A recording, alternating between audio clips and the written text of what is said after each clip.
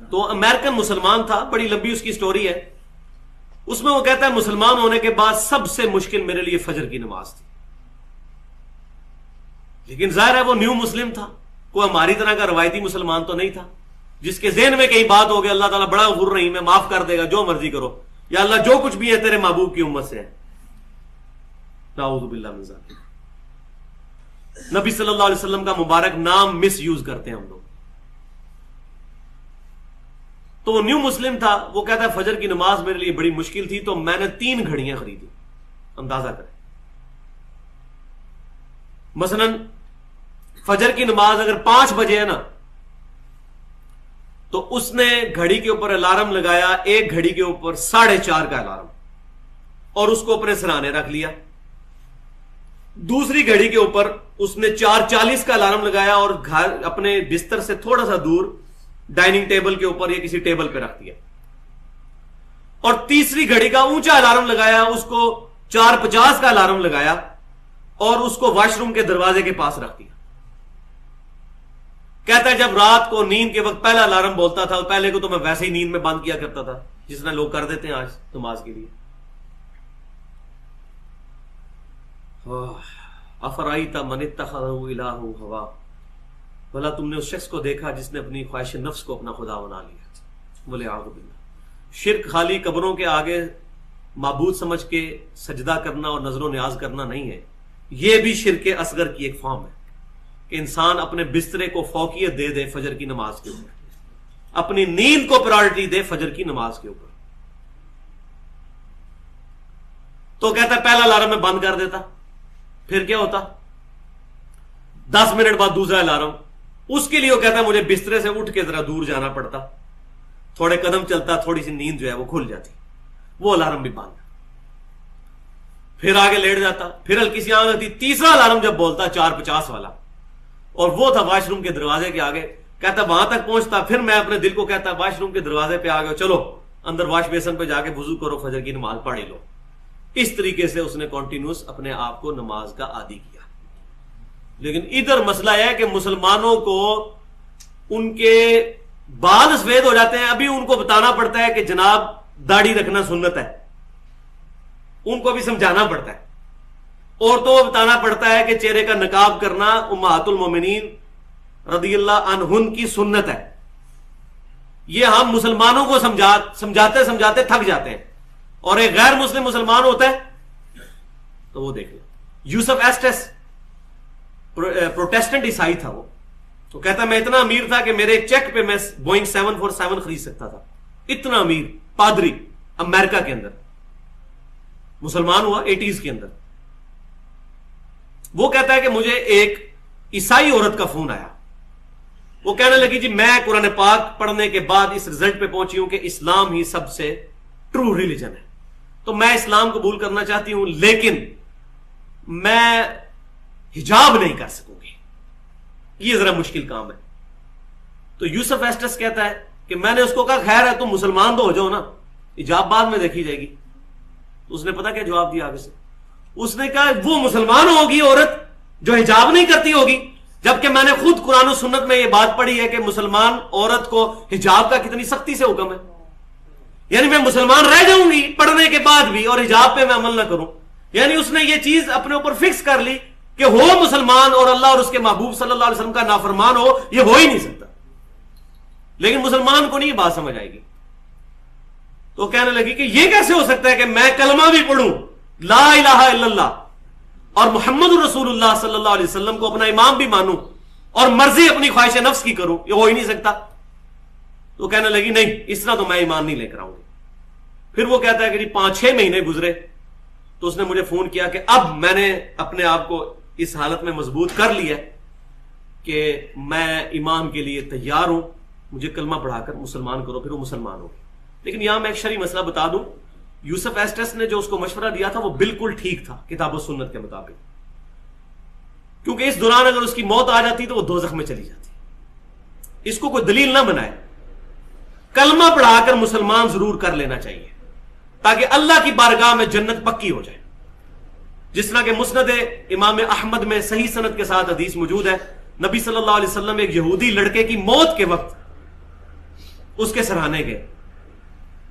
باپ اس کا یہودی تھا. اب باپ کے ڈر کی وجہ سے وہ کلمہ نہیں پڑھتا تھا.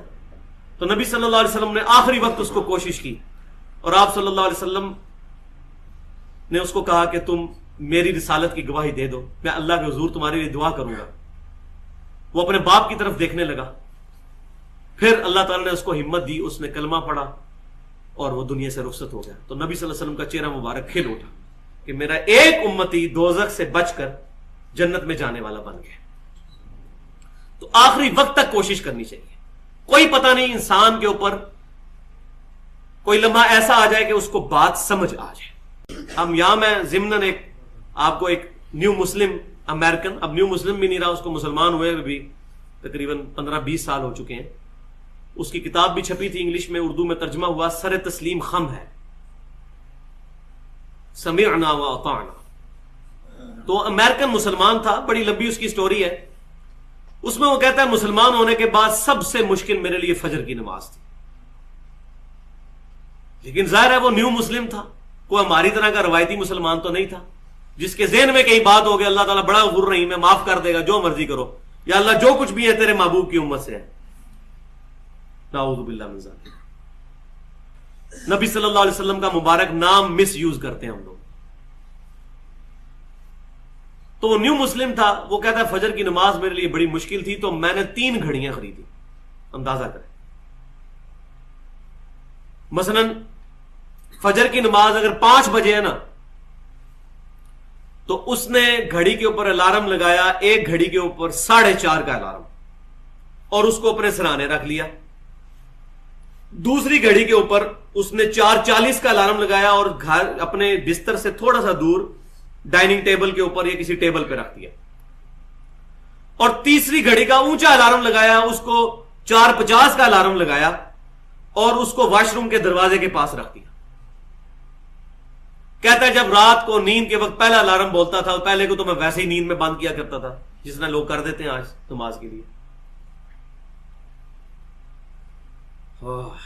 افرائیت من اتخذ الہہ ہوا, بھلا تم نے اس شخص کو دیکھا جس نے اپنی خواہش نفس کو اپنا خدا بنا لیا. ولیعوذ باللہ.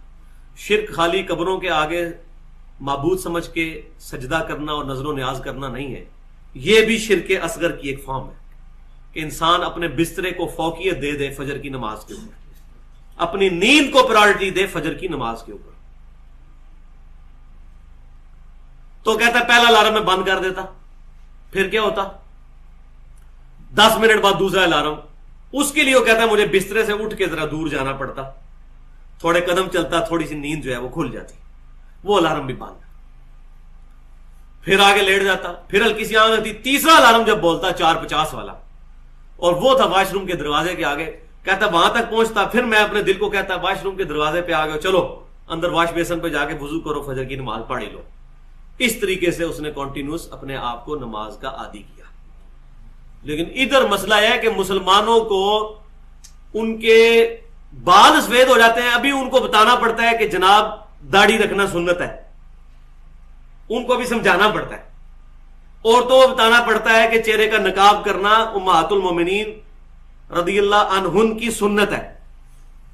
یہ ہم مسلمانوں کو سمجھاتے سمجھاتے تھک جاتے ہیں, اور ایک غیر مسلم مسلمان ہوتا ہے تو وہ دیکھ لو. یوسف ایسٹس پروٹیسٹنٹ عیسائی تھا, وہ تو کہتا میں اتنا امیر تھا کہ میرے چیک پہ میں بوئنگ 747 خرید سکتا تھا. اتنا امیر پادری امریکہ کے اندر, مسلمان ہوا 80s کے اندر. وہ کہتا ہے کہ مجھے ایک عیسائی عورت کا فون آیا, وہ کہنے لگی جی میں قرآن پاک پڑھنے کے بعد اس رزلٹ پہ پہنچی ہوں کہ اسلام ہی سب سے ٹرو ریلیجن ہے, تو میں اسلام قبول کرنا چاہتی ہوں لیکن میں حجاب نہیں کر سکوں گی, یہ ذرا مشکل کام ہے. تو یوسف ایسٹس کہتا ہے کہ میں نے اس کو کہا خیر ہے تم مسلمان تو ہو جاؤ نا, حجاب بعد میں دیکھی جائے گی. اس نے پتا کیا جواب دیا آگے سے, اس نے کہا وہ مسلمان ہوگی عورت جو حجاب نہیں کرتی ہوگی, جبکہ میں نے خود قرآن و سنت میں یہ بات پڑھی ہے کہ مسلمان عورت کو حجاب کا کتنی سختی سے حکم ہے.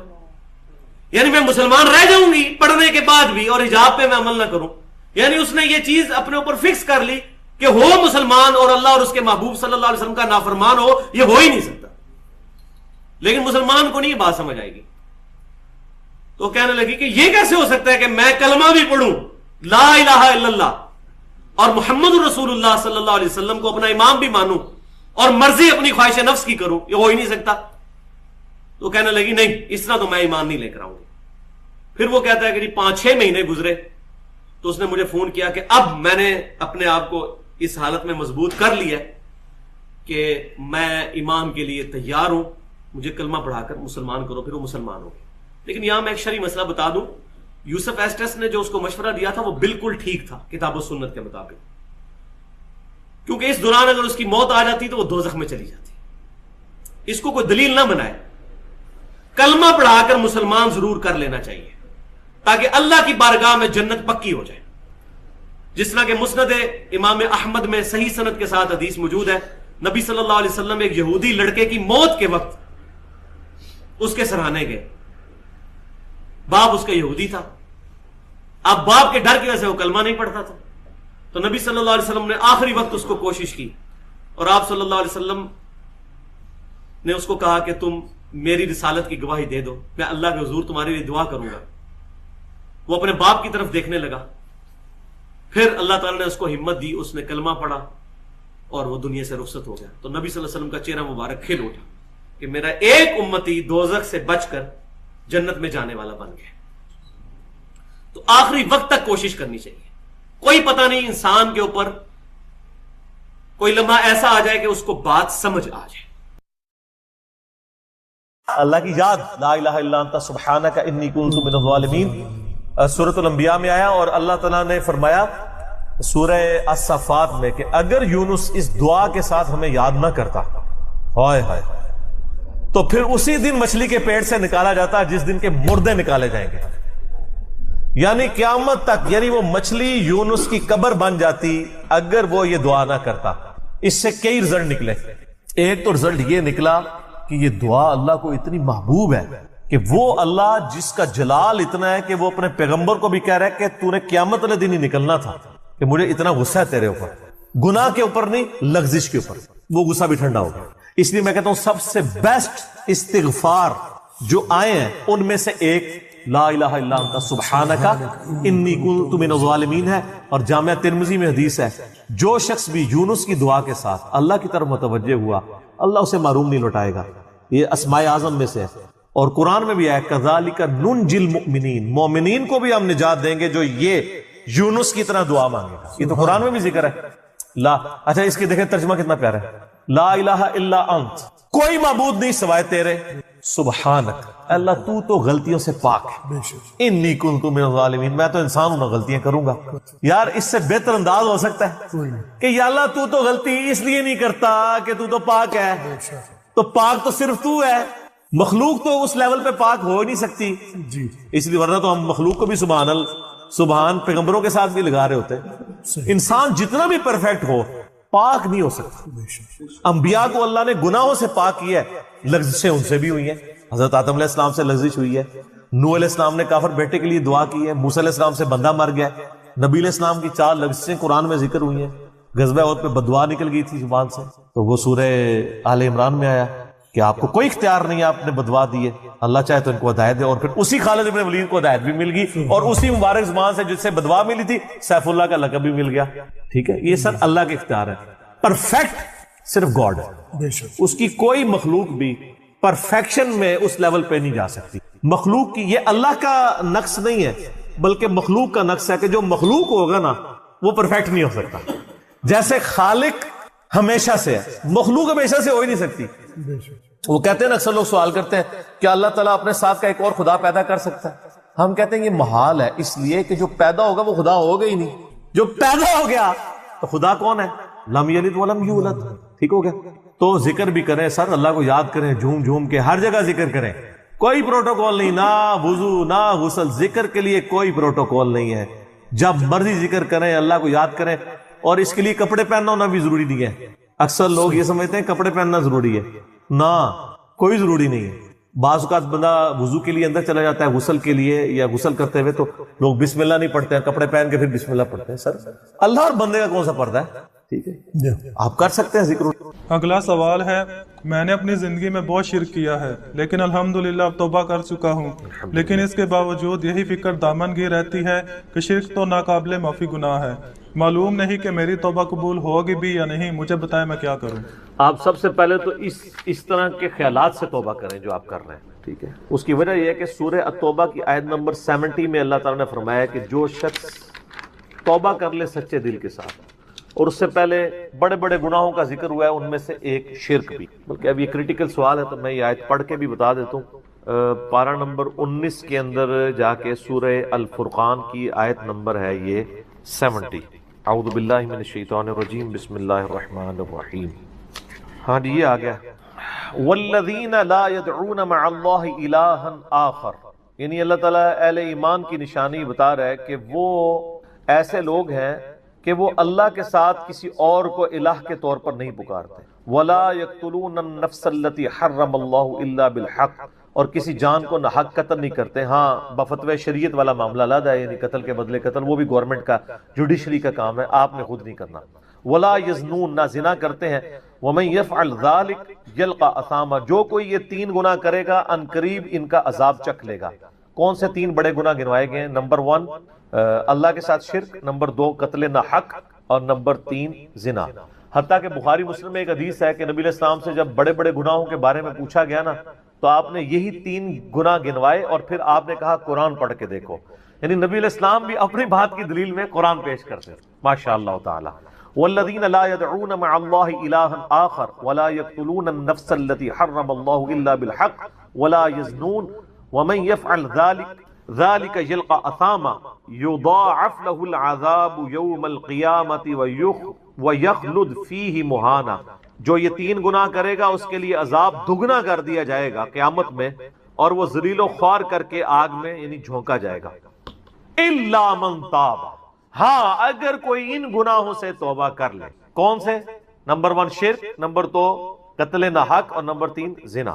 وآمن وعمل عملا صالحا، اور ایمان لے آئے، یعنی ایمان تو پہلے بھی ہوگا نہیں، صحیح والا ایمان، اور نیک عمل کرے. فاولئک یبدل اللہ سیئاتہم حسنات، تو پھر ایسے شخص کے گناہوں کو بھی اللہ تعالیٰ نیکیوں سے بدل دے گا.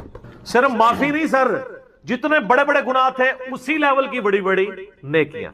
وکان اللہ غفور الرحیم، اور اللہ تعالیٰ تو بخشنے والا مہربان ہے. ومن تاب وعمل صالحا، جو کوئی توبہ کرے اور نیک اعمال کرے. فإنہ یتوب الی اللہ متابا، تو اللہ تعالیٰ کہتا ہے کہ میرے ذمہ ہے اس کی توبہ کو قبول کرنا.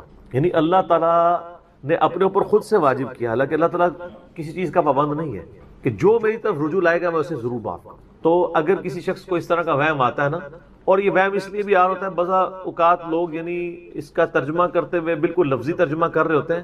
قرآن حکیم کی آیات چونکہ پورے کانٹیکسٹ کے ساتھ ہوتی ہیں، بیک گراؤنڈ میں آیات نازل ہوئی ہوتی ہیں، لہٰذا میں جب بھی ان آیات کا ترجمہ کرتا ہوں نا، جب اسپیسیفکلی شرک کو ایڈریس کر رہا ہوتا ہوں، میرا لیکچر نمبر ہے مسئلہ نمبر 3 دعا صرف اللہ ہی سے، اور سچ پیپر بھی ہے اس کے اوپر، تو ہم یہ ترجمہ جو ہے نا، یہ آیت ان اللہ لا یغفر ان یشرک بہ، بے شک اللہ اس گناہ کو کبھی معاف نہیں کرے گا کہ کوئی شخص اللہ کے حضور قیامت والے دن اس حال میں پیش ہوا کہ اس نے دنیا میں شرک کیا ہوا، یعنی بغیر توبہ کے وہ مرا.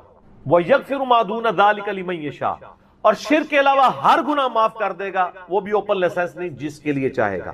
یعنی جو شخص شرک سے توبہ کیے بغیر گیا نا، اس کی تو توبہ ہے ہی نہیں قیامت. ہاں دنیا میں کر گیا وہ معاملہ علیحدہ ہے، قیامت میں اللہ سے اس حال میں ملا کہ اس نے دنیا میں شرک کیا ہوا اور توبہ نہیں کی، تو اللہ تعالیٰ اس کا گناہ معاف کرے. وَمَن يُشْرِكْ بِاللَّهِ فَقَدْ ضَلَّ ضَلَالًا بَعِيدًا، جو کوئی شرک کرتا ہے وہ گمراہی میں دور جا پڑا. وَلِعَوْذُ بِاللَّهِ تَعَالَى. دنیا میں تو میرے بھائی جامعہ ترمذی میں حدیث ہے، نبی علیہ السلام نے فرمایا موت کے غرغرے سے پہلے اللہ تعالیٰ توبہ قبول کرے. موت کے غرغرے سے مراد ہے نزع کا عالم طاری ہونے سے پہلے. جب کسی کو موت نظر آ گئی نا، اب وہ توبہ نہیں کر سکتا. تو قرآن حکیم میں ہے نا، فرعون جب ڈوبنے لگا تھا تو اس نے کیا کہا تھا، میں ہارون اور موسیٰ کے رب پر ایمان لاتا ہوں، بنی اسرائیل کے رب پہ. تو اللہ تعالیٰ نے کیا فرمایا تھا، الآن، اب لایا ایمان. حالانکہ ایمان تو لے آیا تھا، وہ غرغرہ تو وہ لے ہی رہا تھا نا، غوطہ تو کھا رہا تھا نا.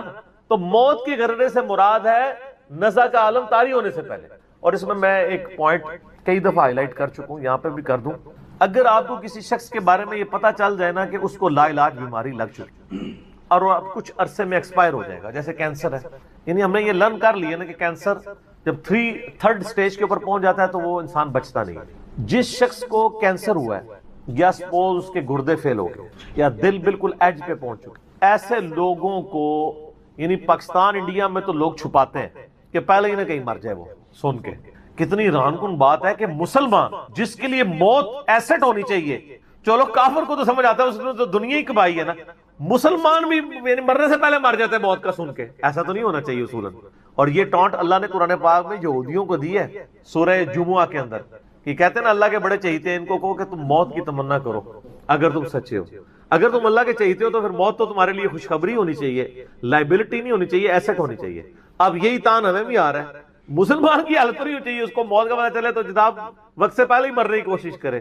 تو لیکن آپ یورپ امریکہ میں اگر کسی کو بیماری ہو نا، اس کو بتا دیا جاتا ہے کہ سر پلان کر لیں 6 مہینے ہیں، اور 6 مہینے بھی ان کے پلان ہے، وہ 6 سال بھی ہو سکتے ہیں، 6 گھنٹے بھی ہو سکتے ہیں، وہ تو اللہ کی مرضی ہے، وہ ایک ایسٹیمیٹ بتاتے ہیں۔ یہاں پہ لوگ چھپا لیتے ہیں۔ اس کا نقصان یہ ہے کہ نہ وہ اپنی لائف کو یعنی کوئی وراثت کے پوائنٹ آف ویو سے مینج کر سکتا ہے، اور سب سے بڑھ کے اسے توبہ کی طرف آپ کو لانا چاہیے۔ میں تو کہتا ہوں جی کسی کو کینسر ہو گیا ہے، ابھی اس میں موت کا غرغرہ نہیں آیا، کو کینسر ہوا ہے نا، پتہ نہیں کب مرنا ہے، ٹھیک ہے نا، نزع کا عالم بھی نہیں ہے، اس کو سب سے پہلے بتائیں کہ بھئی تمہیں لا علاج بیماری ہے، تمہاری ڈیتھ کسی بھی وقت ہو سکتی ہے، اللہ کی طرف رجوع لاؤ۔ سر اس نے پوری زندگی بھی عیاشی کی تھی نا، وہ اپنی آخرت مینج کر سکتا، وہ تو خیر کر سکتا ہے، ہمیں بھی اپنی آخرت مینج کرنی چاہیے۔ روزانہ مرنے سے پہلے توبہ کرنی چاہیے۔ روزانہ ہم مرتے ہیں نا، صحیح بخاری میں حدیث ہے نا، نبی علیہ السلام رات کو سوتے ہوئے کیا دعا مانگتے تھے؟ اللہم باسمک اموت و احیا، میں تیرے نام پر مرتا اور جیتا ہوں، یعنی سوتا اور جاگتا ہوں، کیونکہ صحیح بخاری میں حدیث ہے موت جو ہے وہ نیند کی بہن ہے۔ اور جب آپ صبح اٹھتے ہیں تو وہ بھی صحیح بخاری میں دعا ہے، الحمدللہ الذی احیانا بعد ما اماتنا والیہ النشور، تمام تعریفیں اس اللہ کے لیے ہیں جس نے مجھے مرنے کے بعد زندہ کیا، یعنی موت کے بعد زندہ، اور میں نے پلٹ کے اس کی طرف جانا ہے۔ تو رات کو سونے سے پہلے توبہ کریں، اور سب سے بیسٹ توبہ تو وہ بخاری مسلم میں حدیث ہے، جس نے رات میں سورۃ البقرہ کی آخری 2 آیات پڑھ لی اسے ہر چیز سے کفایت کر جائیں گی۔ آمن الرسول بما انزل الیہ من ربہ والمؤمنون کل آمن باللہ وملائکتہ وکتبہ ورسلہ لا نفرق بین احد من رسلہ وقالوا سمعنا واطعنا غفرانک ربنا والیک المصیر لا یکلف اللہ نفسا الا وسعها آنورڈ۔ اس میں تجدید ایمان بھی ہے، اللہ پر ایمان، کتابوں پر، فرشتوں پر، اس کے بعد دعائیں ہیں، ربنا لا تؤاخذنا ان نسینا واخطانا، اس کے اندر توبہ شامل ہے۔ سب سے بیسٹ تجدید ایمان جو ہے سورہ بقرہ کی آخری 2 آیات ہیں، اور یہ ہمارے وظیفے میں ہم نے بلو کارڈ کے اوپر بھی لکھا ہے کہ نبی علیہ السلام نے فرمایا، اور یہ حدیث بخاری مسلم دونوں میں، جو شخص رات کو سونے سے پہلے سورۃ البقرہ کی آخری 2 آیات پڑھ لے، اس میں جو کچھ اللہ سے مانگا ہے وہ اس کو دے دیا جائے گا، یہ بھی الفاظ ہے۔ تو اس میں کیا کچھ مانگا ہوا ہے؟ تو تجدید ایمان۔ پھر صحیح بخاری میں حدیث ہے کہ نبی علیہ السلام فرمایا جو صبح یقین کے ساتھ 1 دفعہ پڑھ لے سید الاستغفار، اور شام سے پہلے اگر مر گیا سیدھا جنت میں جائے گا، اور اگر شام کو پڑھ لیا پورے یقین کے ساتھ، یقین سے مراد ہے کہ باقی توبہ کا اس کا ارادہ ہوا، صبح سے پہلے مر گیا سیدھا جنت۔ اللہم انت ربی لا الہ الا انت خلقتنی وانا عبدک وانا علی عہدک ووعدک ما استطعت اعوذ بک من شر ما صنعت ابوء لک بنعمتک علی وابوء بذنبی فاغفر لی فانہ لا یغفر الذنوب الا انت۔ یہ سید الاستغفار ہے۔ تو یہ وہ ہے توبہ جو روزانہ کرنی چاہیے، نزع سے پہلے یعنی صبح بھی پڑھے شام کو پڑھے۔ بلکہ مسند البزار میں صحیح سند کے ساتھ ہے کہ نبی صلی اللہ علیہ وآلہ وسلم ہر فرض نماز کے بعد بھی سید الاستغفار پڑھتے ہیں، ہر فرض نماز کے بعد۔ ایک تو ہم پڑھتے ہیں نا اللہ اکبر استغفر اللہ استغفر اللہ استغفر اللہ اللہم انت السلام منک السلام تبارک یا ذا الجلال والاکرام، اس کے بعد آپ سید الاستغفار آیت الکرسی بھی پڑھیں، آیت الکرسی کے بارے میں بھی آیا ہے سنن نسائی الکبریٰ کے اندر صحیح سند کے ساتھ، ہم نے گرین کارڈ میں ڈالا ہے کہ جو شخص آیت الکرسی فرض نماز کے فوراً بعد پڑھے گا مرتے ہی جنت میں جائے گا۔ لیکن نماز پڑھے گا، خالی آیت الکرسی نہیں، نماز کے فوراً بعد، تو نماز بھی اس کو پڑھنی چاہیے۔ تو اس طرح یعنی تجدید ایمان والا یہ معاملہ بھی کرنا چاہیے، اور یہ وہمی نہیں بننا چاہیے کہ اللہ تعالیٰ معاف نہیں کرے گا۔ صحیح بخاری اور مسلم دونوں میں حدیث ہے کہ میں اپنے بندے کے گمان کے قریب ہوں، جو بندہ میرے لیے گمان کرتا ہے میں ویسا ہوں اس کے۔ جو شخص یہ کہتا ہے اللہ مجھے معاف نہیں کرے گا تو اس کو واقعی اللہ معاف نہیں، اور جو کہے گا کہ اللہ تعالیٰ مجھے معاف کر دے گا اسے اللہ معاف کر۔ تو انشاءاللہ تعالیٰ یہ کبھی ایسا نہیں کرنا چاہیے، اللہ تعالیٰ سے نا امیدی والا معاملہ۔ آپ اپنے رب کے وعدوں پر، نبی صلی اللہ علیہ وسلم کے وعدوں پر یقین رکھیں کہ جس شخص نے سچے دل سے توبہ کی ہے اس کی نہ صرف توبہ قبول ہوگی سورۃ الفرقان آیت نمبر 70 کے تحت، بلکہ اس کے گناہوں کو بھی نیکیوں سے بدل دیا جائے گا۔ تو اللہ تعالیٰ رجوع لانے والوں کو پسند فرماتا ہے، بار بار رجوع لاتے رہنا چاہیے، اللہ تعالیٰ سے اپنے آپ کو آزاد نہیں کرنا چاہیے، نیکی کی ہو یا نہ کی ہو، گناہ کیا ہو یا نہیں کیا، یہ علیحدہ سے بات ہے۔ نبی علیہ السلام سے بڑھ کر کون نیک ہو سکتا ہے؟ صحیح بخاری میں حدیث ہے کہ میں بھی روزانہ 70 سے زیادہ دفعہ اپنے رب کی طرف استغفار لے کے آتا ہوں، استغفر اللہ و اتوب الیہ، نبی علیہ السلام۔ اور یہ 70 کا عدد آپ نے کثرت کے لیے بولا ہے، عربی میں 70 کا مطلب 70 ڈیجٹ نہیں ہوتا، 70 کا مطلب 1000 دفعہ بھی ہو سکتا ہے، 10,000 دفعہ بھی ہو سکتا ہے، 100 دفعہ بھی ہو سکتا ہے، کثرت کے لیے بولا جاتا ہے۔ تو استغفار تو بندے کی ضرورت ہے، یہ اللہ سے ایک نیکی ہے، اور ہر چیز کے ساتھ استغفار اٹیچ ہے۔ آپ دیکھیں کہ محفل سے اٹھنے کی جو دعا ہے اس میں استغفار ہے، سبحانک اللہم و بحمدک اشہد ان لا الہ الا انت استغفرک و اتوب الیک، سنن نسائی میں حدیث ہے۔ پھر سنن نسائی الکبریٰ میں حدیث ہے کہ نبی علیہ السلام وضو کے بعد بھی یہ دعا پڑھتے تھے، سبحانک اللہم و بحمدک اشہد ان لا الہ الا انت استغفرک و اتوب الیک، اور فرمایا یہ پڑھ لو تو یہ اللہ تعالیٰ قیامت کے دن تک کے لیے اس کو سنبھال کے رکھ دے گا، تمہیں اس کے عوض نیکیاں ملیں گی، ٹھیک ہے نا۔ تو رجوع اللہ، استغفار، ہر وقت اللہ کی طرف رجوع لاتے رہنا۔ اور سب سے بیسٹ یہ ہے کہ نماز کے تشہد کی آخری جو دعائیں والا پورشن ہے نا اس میں استغفار مانگیں، کیونکہ صحیح بخاری میں حدیث ہے جب درود شریف تشہد میں پڑھ چکو اس کے بعد جو چاہو اپنے رب سے مانگو، سجدوں میں بھی مانگیں۔ صحیح مسلم میں حدیث ہے سجدے میں انسان اپنے رب کے سب سے زیادہ قریب ہوتا ہے، تم خوب رب سے دعائیں مانگا کرو، اور نبی علیہ السلام نے دعا بھی سکھا دی۔ بخاری اور مسلم دونوں میں ہے کہ نبی علیہ السلام رکوع اور سجدے میں پڑھتے تھے سبحانک اللہم و بحمدک اللہم اغفر لی، یہ ہمارے وہ اذکار میں لکھا نا سبحانک اللہم و بحمدک اللہم اغفر لی، تو اس میں دعا ہی ہے۔ پھر دو سجدوں کے درمیان میں رب اغفر لی رب اغفر لی ہے۔ سر استغفار تو ہر جگہ ہی چل رہا ہوتا ہے، تو اللہ کی طرف رجوع لائیں اور اللہ سے امید رکھیں۔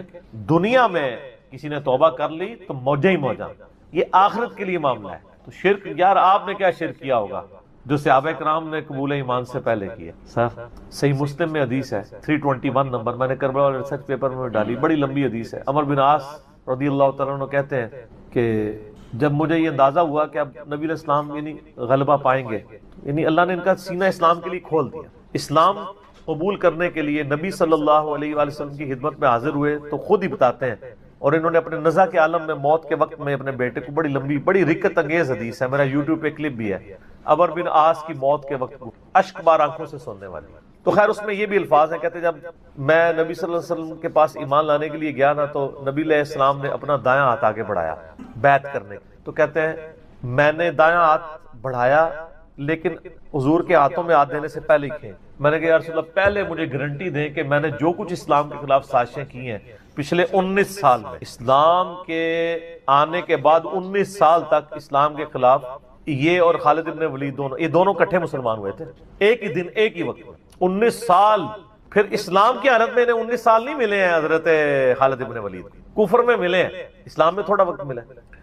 تو حضرت عمر بن عاص کہتے ہیں میں نے ہاتھ کھینچ لیا، میں نے کہا یا رسول اللہ پہلے گارنٹی دے میرے سارے گناہ معاف ہوں۔ تو آپ صلی اللہ علیہ وسلم نے فرمایا کہ اے عمر کیا تجھے نہیں پتا کہ اسلام پچھلے کے سارے گناہوں کو معاف کر دیتا ہے، اور اللہ کی راہ میں ہجرت پچھلے کے سارے گناہوں کو معاف کر دیتی ہے، اور حج مبرور پچھلے کے سارے گناہوں کو معاف کر۔ تو یعنی اسلام لے کر آنا کتنی بڑی دولت ہے۔ تو یہ تجدید ایمان کرنا، کلمہ پڑھ کے یہ اپنا تجدید ایمان والا معاملہ بھی کرتے رہنا چاہیے، یہ بھی ایک توبہ کا ذریعہ ہے۔ اللہ سے امید رکھیں، اللہ کو اصل میں باغی پسند نہیں ہے، جو گناہ کر کے توبہ کر لیتے ہیں نا وہ اللہ کو بڑے پسند ہیں، اتنے پسند ہیں کہ ایک بڑی عجیب و غریب روایت ہے صحیح بخاری اور مسلم میں، صحیح مسلم میں ذرا زیادہ ڈیٹیل ہے کہ نبی علیہ السلام فرماتے ہیں اگر تم گناہ کرنا چھوڑ دو گے تو اللہ تعالیٰ تمہیں ختم کر دے گا، اور ایسی مخلوق لے کے آئے گا کہ جو گناہ کرتی ہو اور اللہ ان کو معاف کر کے خوشی محسوس کرے۔ اچھا اس کو بعض لوگوں نے دوسری طرف لے لیا، ان کا جی اللہ تعالیٰ گناہوں سے بڑا خوش ہوتا ہے، نہیں نا، اصل میں یہ بتانا چاہ رہے تھے نبی صلی اللہ علیہ وآلہ وسلم کہ انسان کے اندر بلٹ ان فالٹ رکھا گیا ہے کہ وہ غلطی کرے گا، اصل مسئلہ یہ ہے کہ وہ آدمی بنے۔ آدم نے اپنی غلطی کو جسٹیفائی کیا نہیں، جب غلطی کی تو کیا کہا ربنا ظلمنا انفسنا وان لم تغفر لنا وترحمنا لنکونن من الخاسرین، معاف کر دیا اللہ نے۔ شیطان نے اپنی غلطی کی جسٹیفیکیشن دینا شروع کر دی، میں ایسے بہتر ہوں، تو نے اس کو مٹی سے بنایا، مجھے آگ سے بنایا ہے، میں اس کو کیسے سجدہ کروں۔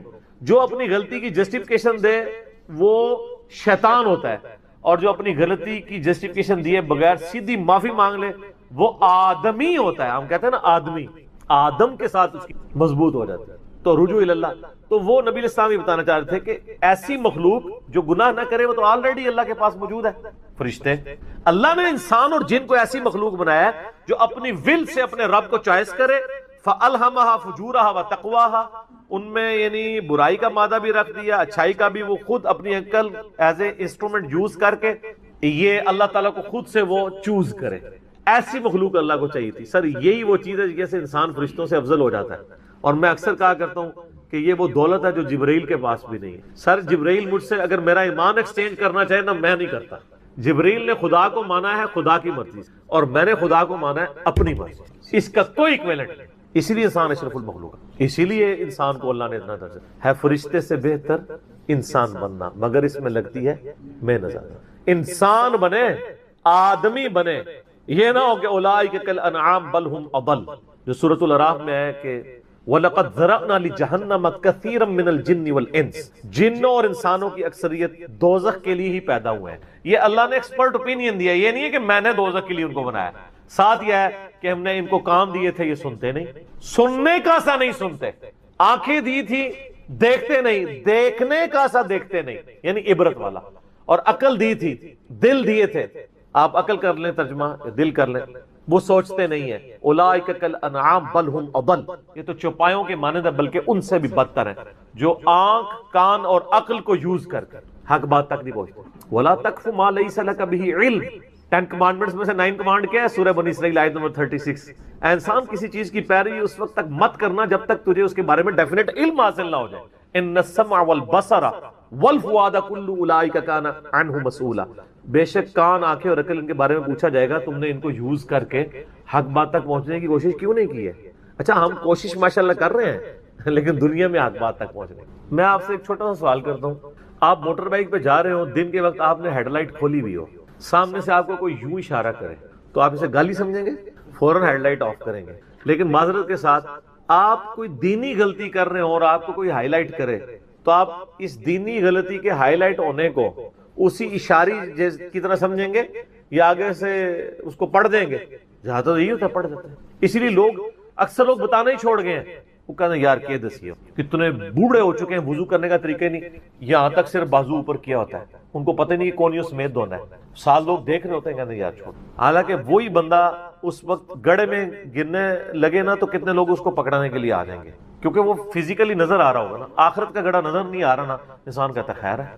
یہی ہمدردی ہماری آخرت کے پوائنٹ آف ویو سے بھی ہونی، اور یہی حوصلہ ہمیں سننے کے اعتبار سے بھی ہونا چاہیے. میں اکثر کہتا ہوں کہ دنیا میں اگر آپ کو گالی دے کے بھی آپ کے دنیا کے نفع کی کوئی بات کرے نا، فلانا ٹنگیا تو اتنے بیٹھے ہیں، ادھر تو اناؤنسمنٹ ہوئی ہے کہ جناب جو اپنا شناختی کارڈ لے کے آ جائے تو اس کو راشن فری مل رہا ہے، تو آپ کو اس دوست کی گالی یاد آئے گی کہ یار بڑی مہربانی، بعد میں بھی آ کے بھی شکریہ ادا کریں گے. لیکن وہی دوست آپ کو پیار محبت سے بات سمجھائے کہ یار یہ تم غلط کر رہے ہو، آپ اس کو کتے کی طرح پڑ جاتے ہیں. اور کوئی نہیں تو کہتے ہیں اس کو تمیز ہی نہیں بات کرنے کی. دنیاوی طور پہ وہ گالی نکال کے بھی دنیاوی فائدے کی بات کرے تو آپ تمیز کو نہیں دیکھتے، اور آپ کے آخرت کے فائدے کی بات وہ لجاجت سے بھی کرے تو آپ کہتے ہیں تمیز سے نہیں بات کر رہا. اصل میں آپ نے خود کبوتر کی طرح آنکھیں بند کی ہوئی ہیں. بلی کو غائب کرنا چاہتے ہیں لیکن بلی غائب نہیں ہوگی، تھوڑی دیر بعد آپ کی گردن مروڑ لے، بولے اعوذ باللہ تعالیٰ. یعنی یہ ایک انسان کے اوپر ایک موت کی تلوار تو لٹک رہی ہے.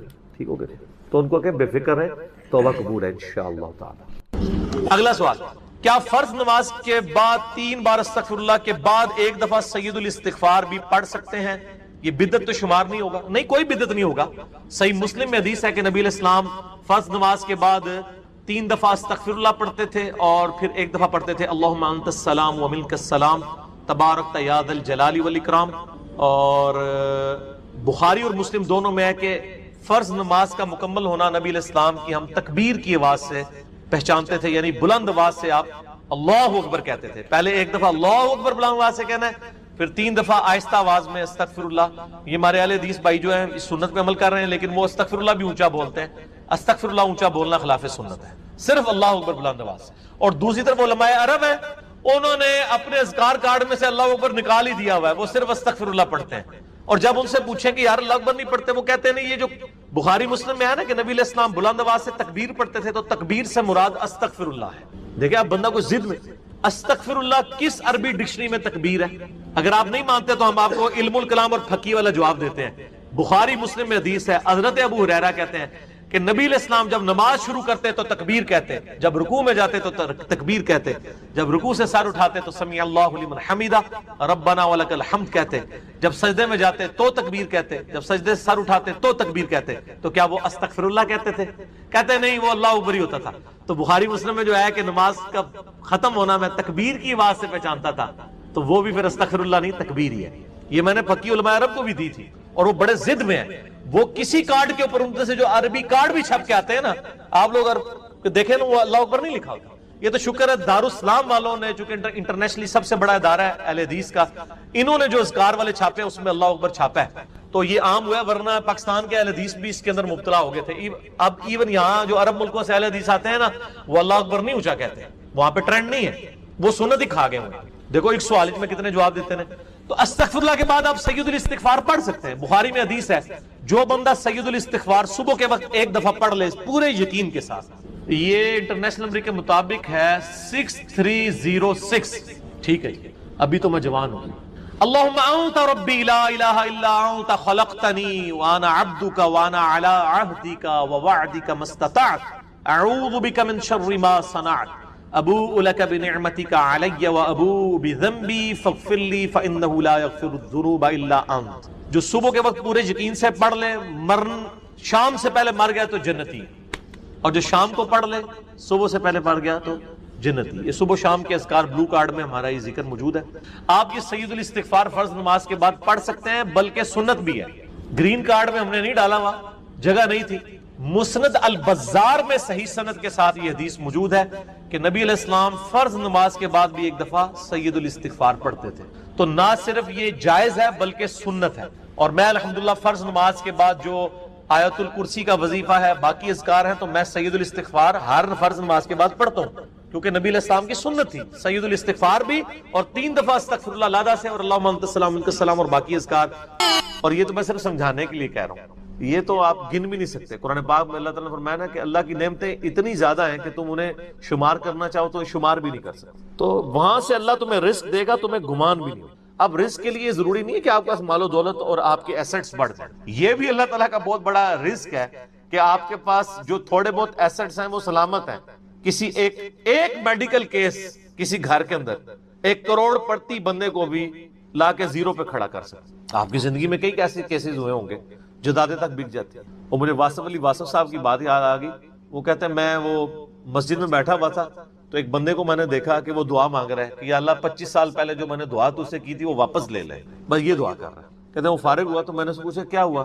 اس نے کہا جی 25 سال پہلے میں نے اللہ سے رو رو کے ایک بیٹا مانگا تھا، میری بیٹی ہی تھی صرف، اور وہ بیٹا میرے گاٹے فٹ ہو گیا، یعنی وہ نشے میں مبتلا ہو گیا، سارا گھر کا مال اس نے بیچ دیا، مجھے کنگال کر دیا. تو میں اللہ سے کہہ رہا ہوں یا اللہ یہ اولاد واپس ہی لے لے. تو یہ بھی تو ہو سکتا ہے. سورہ توبہ میں آتا ہے، اللہ تعالیٰ آتا ہے اپنے جو فاسق و فاجر لوگوں کے بارے میں کہ اللہ تعالیٰ چاہتا ہے کہ ان کی اولاد کو ہی ان کے لیے عذاب بنا، اولاد بھی عذاب بن سکتی. اسی لیے میں دعا کیا سکھائی گئی ہے، ربنا هب لنا من ازواجنا وذریاتنا قرۃ اعین واجعلنا للمتقین اماما. اے اللہ ہماری بیویوں اور ہماری اولاد میں آنکھوں کی ٹھنڈک بنا اور ہمیں پرہیزگاروں کا امام بنا، ہماری آنے والی نسلیں پرہیزگار ہوں، ورنہ یہ تو مصیبت بھی گلے پڑ سکتی. تو ایک میڈیکل کیس آپ کو کہاں سے کہاں لے کے جا سکتے، ایک بچے کا نافرمان ہونا آپ کو کہاں سے کہاں لے کے جا سکتے. اور اس سے بڑی ناکامی تو آخرت کی ناکامی ہے. ایسا بچہ بھی ہو سکتا ہے کہ جو آپ کی دنیا تو برباد نہ کرے لیکن آخرت برباد کر دے، اس کی وجہ سے آپ گناہوں میں مبتلا ہو جائے. تو یہ بھی رزق کی ایک فارم ہے.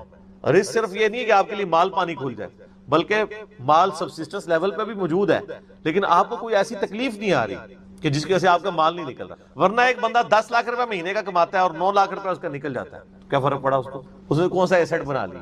اور جو اذیت گزار رہا ہے وہ اللہ سے، اس کو تو کوئی سوچ بھی نہیں سکتا، جو ذہنی ٹینشن ہے. صحیح بخاری مسلم میں حدیث ہے، نبی علیہ السلام فرمایا ہمیشہ اپنے سے نچلے لوگوں کو دیکھو تو تمہیں یوں اللہ تعالیٰ کی نعمتوں پر صبر نصیب ہوگا اور قناعت نصیب ہوگی. اوپر نہ دیکھو.